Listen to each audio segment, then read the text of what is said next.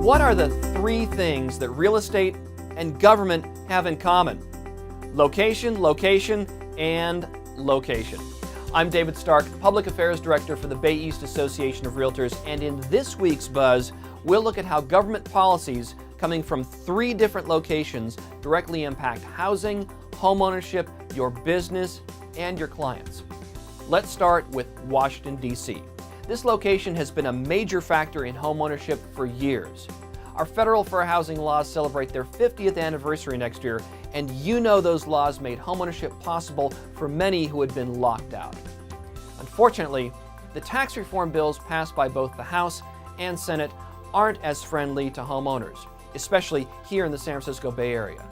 Both include significant reductions to the mortgage interest deduction and capital gains exclusions. What's next for tax reform? A congressional committee will now work on the differences between the two bills. A final tax reform bill could be on the president's desk before the end of the year. The National Association of Realtors is asking all realtors to respond to its latest call for action on tax reform. It urges our lawmakers to preserve both the mortgage interest deduction and the capital gains exclusion. That's the first location impacting homeownership. Now let's move a bit closer to home for the second location. In Sacramento, there's an effort underway to allow homeowners aged 55 years or older to transfer their property tax basis to another home anywhere in California. The Property Tax Portability Initiative could create more housing opportunities for homeowners currently unable to move because of a potentially much larger property tax bill. This initiative could result in more than 40,000 additional real estate transactions each year. The third location is in our backyards, our local city halls. Alameda, San Leandro, Union City, and Fremont all approved various tenant protection ordinances this year which impact rental properties.